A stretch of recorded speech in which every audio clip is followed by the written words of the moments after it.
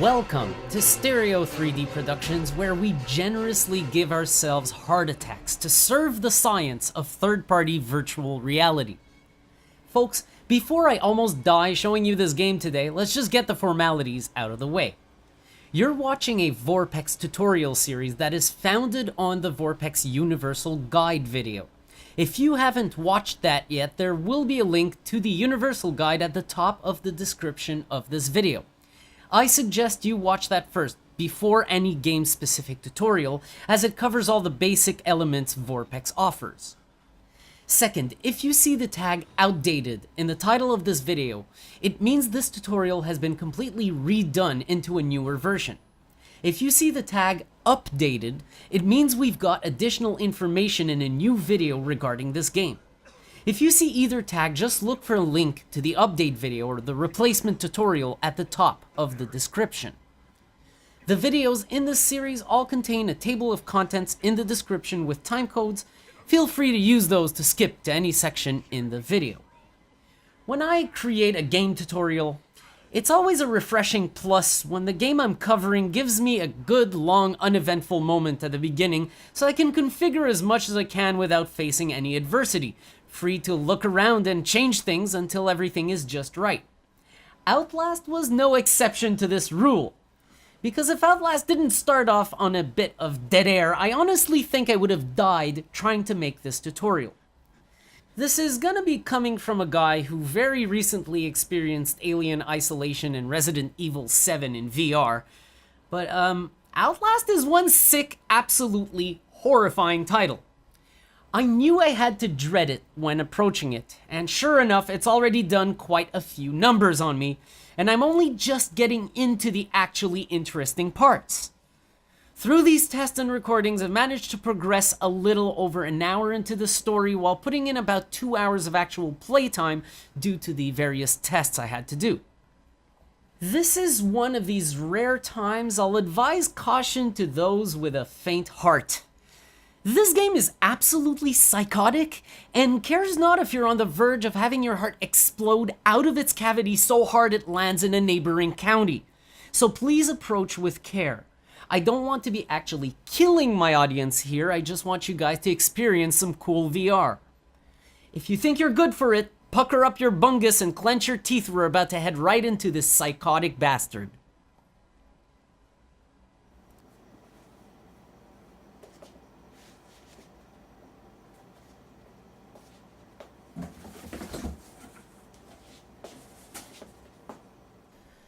Before we rush to launching Outlast in VorpX, and I know you can't wait to be chased by the nearest entity that wishes to rip both your arms off, we have to launch the game normally at least once, without VorpX or the runtimes active. While we're at it, let's take the time to go input a few initial settings that we're going to need for VR. In the game's options, under General, make sure that you reset all the default values. This will make sure you don't have any axis inverted, and will also make sure that you have a head tracking and mouse sensitivity that matches mine. Next, go into the graphics category. Notice I have my textures on the highest quality and the shadows and effects in the second highest. You can tweak these to your liking anyway. I'll be sharing some INI files that will override a few of these later on. Next, make sure to check Disable Motion Blur.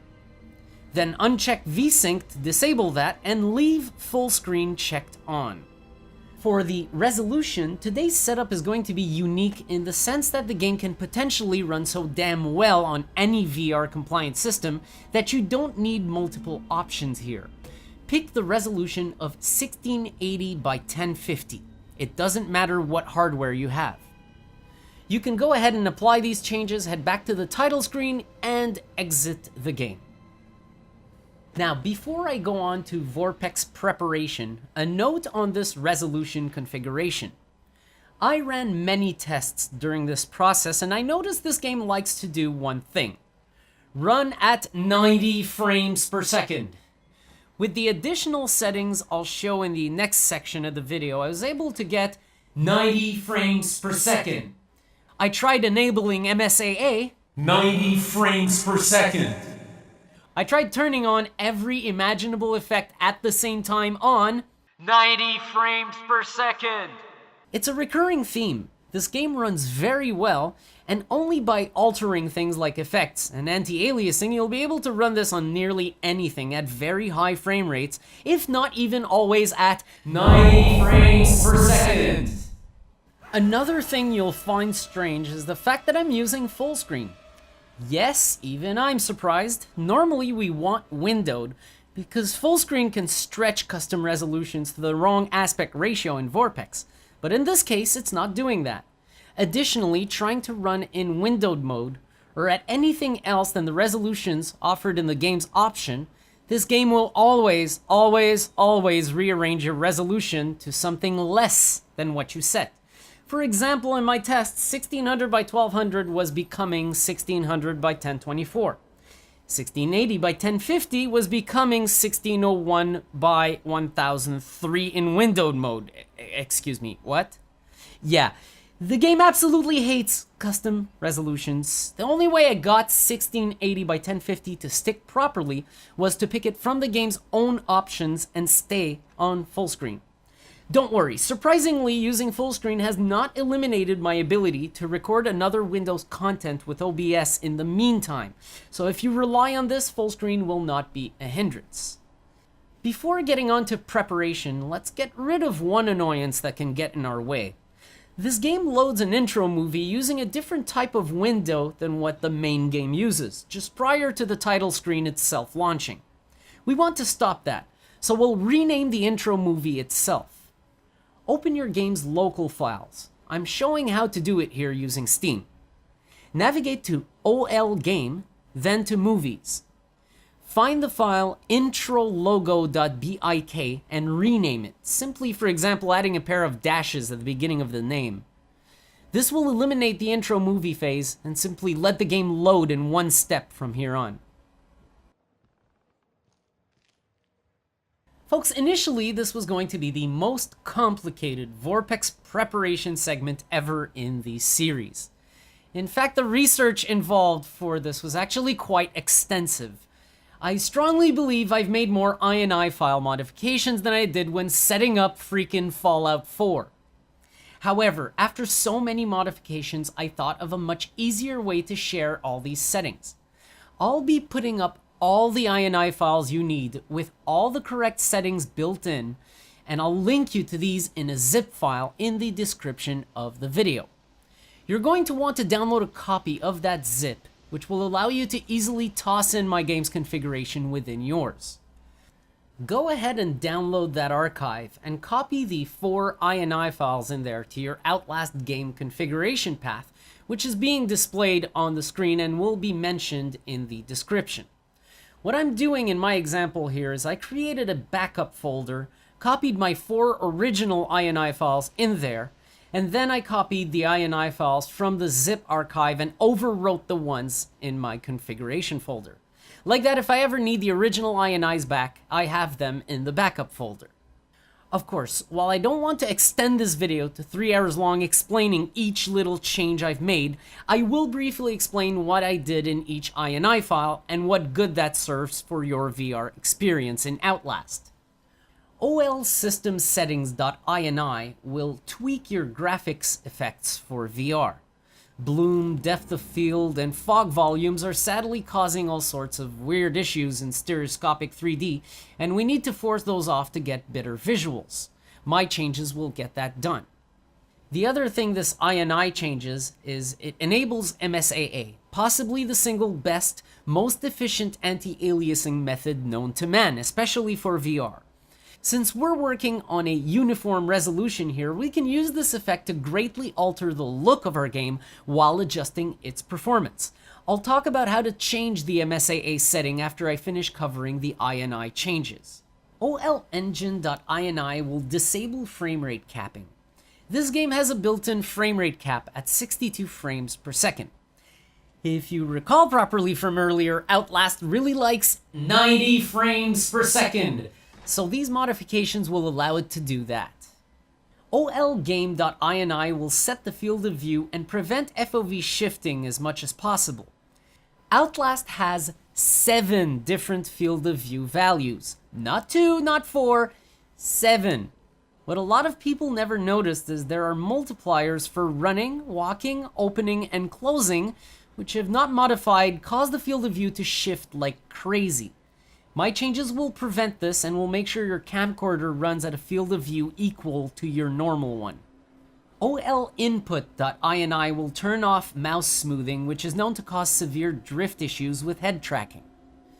Now, the OLSystemSettings.ini comes with a default setting of MSAA2X. If this is not proving to be enough for you and you want sharper visuals, you can increase this setting by opening OLSystemSettings.ini, finding the value max multisamples, and changing it to either 4 or 8, resulting in 4x and 8x respectively. You can also lower that value to 1, which will effectively turn off MSAA, something you can do if you're not getting the frame rate you want. Personally, running this on a GTX 1080, I can jam it to 8x MSAA, which I used in my latest tests. Given how power hungry this effect is, just lowering to 2x might result in 90 frames per second on something as old as a GTX 970. Lastly, this game's configuration is as horrific as its content. It will try to overwrite all our hard work here the second we launch it, so we have to exorcise this demon by setting our INI files to read only once we're done with the anti-aliasing change. If you don't do this step, this configuration will fail entirely. Select the 4 files we've replaced, right-click and go Properties. In the Properties dialog, check the Read Only box. Click OK. Keep in mind that after doing this, you can no longer change the game's configuration from the menus, as it will now revert at the next load.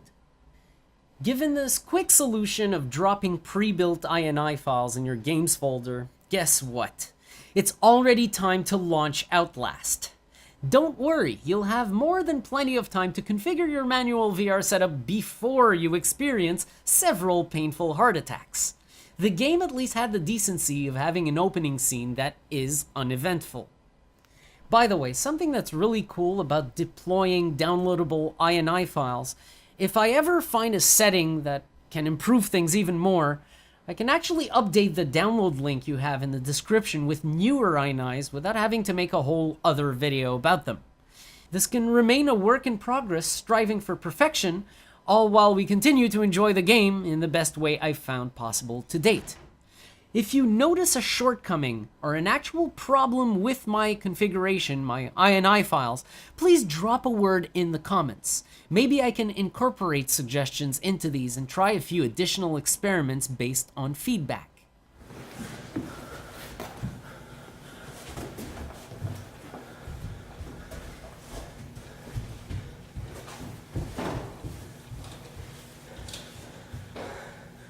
Perfect. Alright, now's the moment of truth. Take a deep breath, start your VR runtimes, either SteamVR or Oculus Home depending on your headset, start VorpX, and finally start Outlast. Since we've got field of view, resolution, and everything else set, let's go ahead and start a new game right away. Keep in mind the title screen should look unusually clear and sharp with our new settings. If you see the usual murky green title screen, your settings have reverted because you missed something in the INI configuration process. You'll have to stop the game and go back if that's the case. If you see an unusually clear scenery on the title screen along with oddly flat 3D depth, then you're good to go. Let the car ride scene finish, wait for them to let you out of the car, and once you're standing there with your full first-person field of view, go ahead and open the VorpX HUD by pressing the delete key. I'm doing this one myself from the start of the basement since I have a save game there. First, under main settings, set 3D reconstruction to geometry 3D if it isn't already. Next, set 3D separation strength to 0.7. I've experimented with this a lot, and go figure, my dad used to have a Chrysler dealership that sold these exact Jeep trucks, so I know a thing or two about their apparent scale. and I used Outlast's super convenient red Jeep to tweak the world scale. This thing actually really looks and feels like a real life-size compact truck with the setting at 0.7. Next, under image settings, you can leave crystal image on normal, but feel free to set it to off if you need a tiny performance boost. Note that you cannot scale the user interface in this game. Either the setting will do nothing and in some cases may actually resize your entire game. Leave that value to 1.0. Set image zoom to 0.95. Again, here I've slightly undershot the field of view in my configuration, so I could squeeze the game's pixels by 5% here using the image zoom feature, resulting in an even sharper output without getting any noticeable edges. Next, under display settings, make sure that while direct mode async render stays on, that you set direct mode fluid sync to off. Remember, I did say this game loves the 90 frames per second, so there's no need to cap it at half rate, which is what fluid sync would be doing if it were left to on. Under head tracking settings, if your game's mouse sensitivity is on the default value, set head tracking sensitivity to 0.25. If you've got your mouse sensitivity on any other setting than default, I suggest watching the manual VR setup section of the Universal VorpX guide in order to learn how to adjust your head tracking using the shoulder-to-shoulder method. You can use positional tracking, but make absolutely sure to frequently recenter your position by using the Alt and Space hotkey. Not doing this often enough will result in weird drifts, allowing you to see parts of your character's internal anatomy. This game is disgusting enough as it is, we don't need this little added bonus.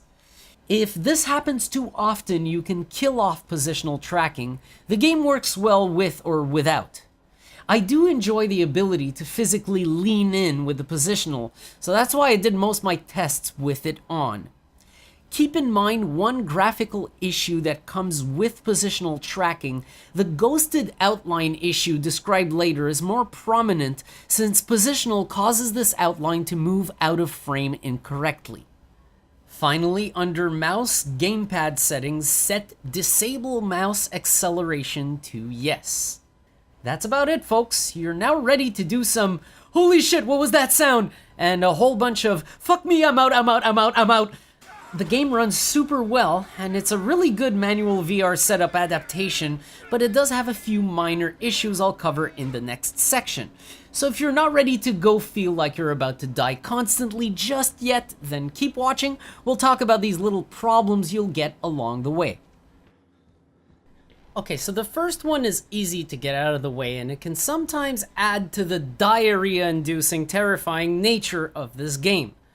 The goddamn heads-up display is nearly out to lunch. The worst moments are when it shows you caption text or an indicator, and you have the reflex of turning on Edge Peek in order to be able to see and read it, only to have the game suddenly throw something at you and make you go, "Holy shit, help, disable Edge Peek, I'm going to actually die for real, someone get the defibrilator!"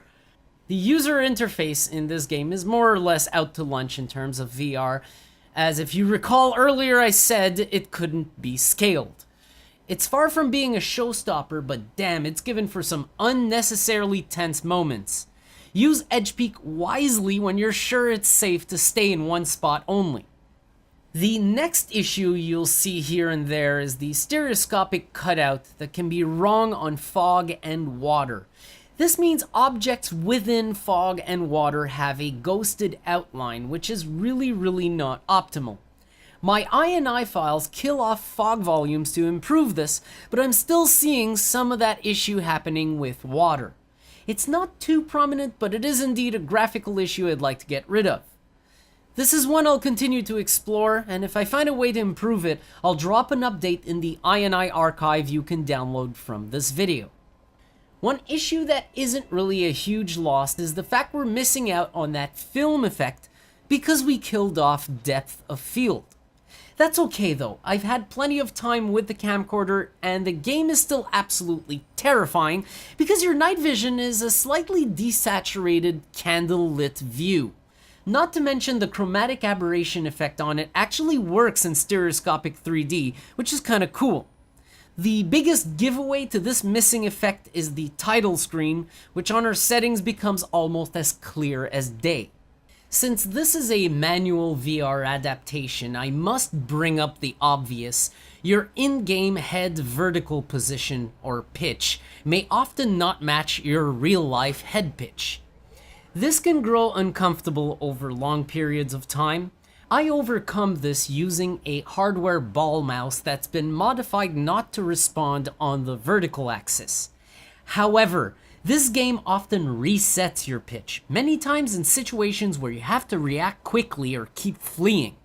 Since switching between my normal mouse and my special pitch locked mouse so often so quickly was getting so cumbersome, this is a rare one I'm playing through using the normal mouse. If you can master keeping your pitch level by readjusting yourself on the fly, this game is pretty tame with that, so it won't be a big deal. Last but not least, and this is probably the most noteworthy issue, this game has goddamn head bobbing that I can't disable for the life of me. This bobbing isn't too noticeable. In fact, you'll only start noticing it when it starts getting to you after about 2 hours of gameplay. The good thing here is my I configuration update does get rid of an added FOV sway you get when walking and running, which improved comfort by orders of magnitude, but the built-in, impossible to disable head bobbing is really one exquisite pain in the ass, especially that it's subtle enough not to notice, only it will have a gradual effect on your comfort over long periods of time. The only upside to this for me is the game's attrition rate simply outpaced the rate at which I got discomfort from the head bob. I basically quit out long before I get any sim sickness because I'm already overwhelmed by the game's actual horrific tension levels. There is a bonus issue I'll toss in, but this one is incredibly minor. This is one of those games with a really weird center of rotation on the camera. It feels like you shift slightly upward and downward when you look up and down, and slightly side to side when you look left and right. Weird to describe, but you'll see it when you play.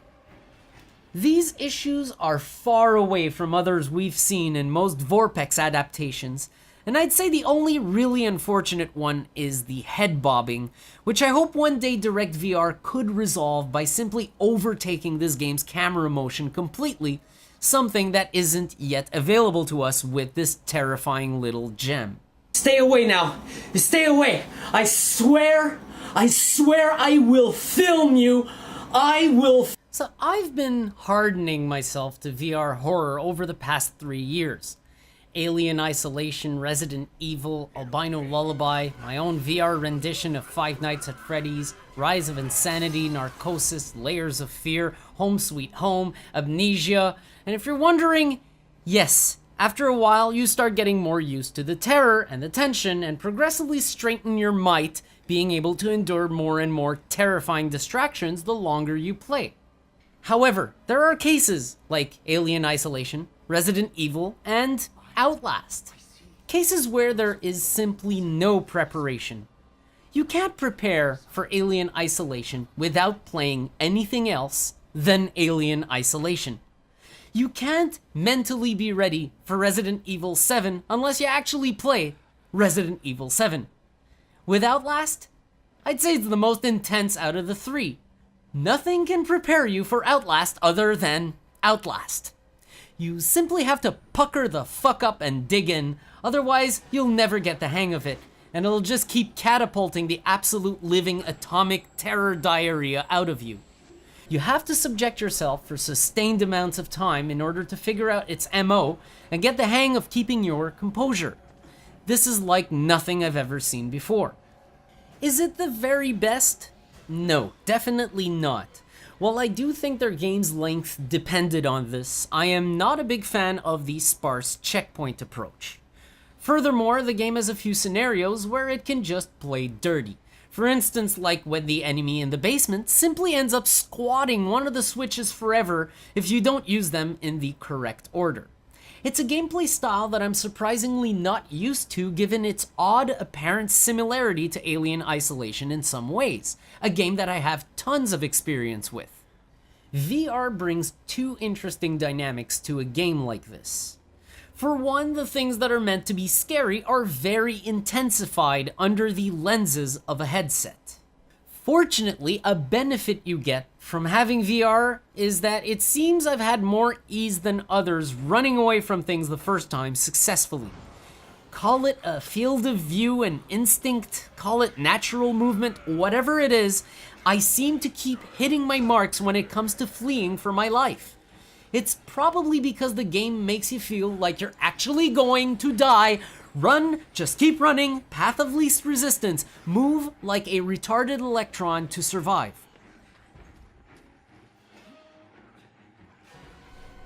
Before we get on with the vScore, I have to mention that there's been a slight modification to how the score sheet actually works. While we used to have fixed and variable values, the score now allows for all values to be variable, so we can even partially score the required elements. Criteria has been reorganized in two categories: requirements and features. Furthermore, the geometry 3D value is now worth 10 instead of 15 points. We've moved that 5-point difference to the old shadows and graphics criteria, which is now worth 10 points. These changes do not alter any past V-scores, which is good, but now also allows us to apply more value to the shadows and graphics. So say if a game supports geometry 3D but has broken shadows and effects, this can now be properly represented in the V-score. So let's get started. The first category of criteria are the requirements. These are the high-value elements required to provide an authentic VR experience. Having an acceptable 3D reconstruction method is worth 30 points here because no 3D means no depth perception, and that means no VR. Next, proper geometry 3D brings a game to life by providing the only authentic stereoscopic 3D method, so 10 points for that. Geometry 3D works great over here, so yet another game that scores a full 30 and a full 10 for each value, respectively. Next, proper head tracking, which is important. Unreliable tracking can destroy a VR experience, is worth 15 points in total. Head tracking in Outlast works very well for a manual VR adaptation, providing you have mouse smoothing and acceleration off, which is included in our settings, full score for head tracking. VR requires games running with sufficient field of view. And because of the various ways we can achieve this, some more effective and some less, this is worth up to 15 points. We've got a perfect field of view with this manual VR setup, and we've even eliminated the camcorder, the running, and the opening and closing offsets, so a full 15 points here. The second category of criteria is the features. This covers desirable features with games running on VorpX regarding graphics and rendering. With third-party VR, it's hard to come by proper shadows and graphics effects across the board. Dynamic shadows often cause issues, and some effects might render incorrectly. A game can gain up to 10 points based on this aspect. So we had to kill quite a few effects here, but I feel like I can't go any lower than 8 out of 10. Yes, the water still has issues, and some little effects here and there might still be wrong, but damn, does this game look sharp with MSAA or what? This is like low-cost super sampling. It looks awesome, and thus, I have to be a little generous here. Proper 3D hands and weapon models are very hard to find in third-party VR. It's quite rare, but it does get a game up to 5 points for getting it right.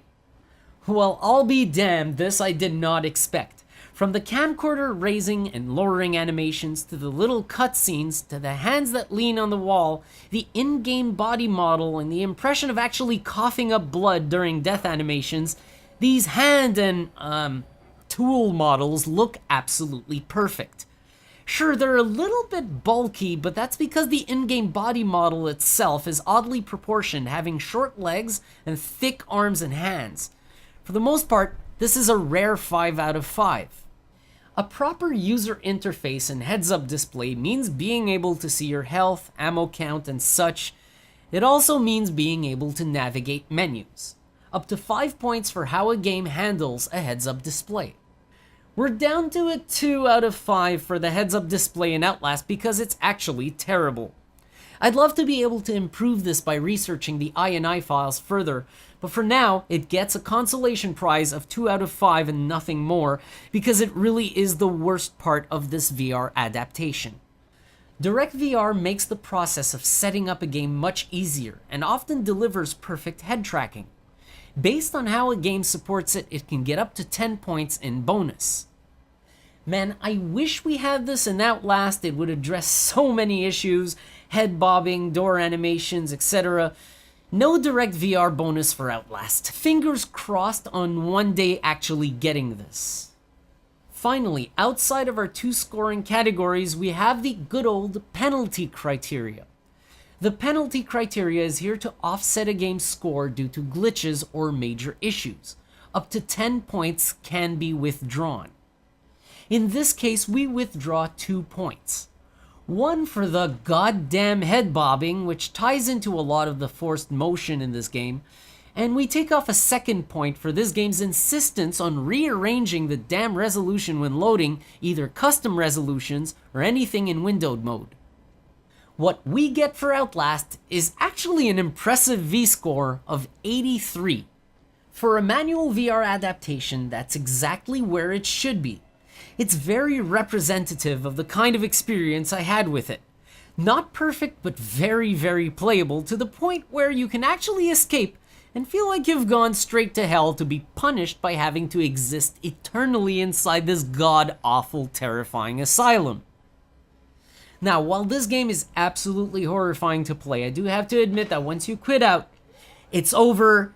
It really hasn't affected me in the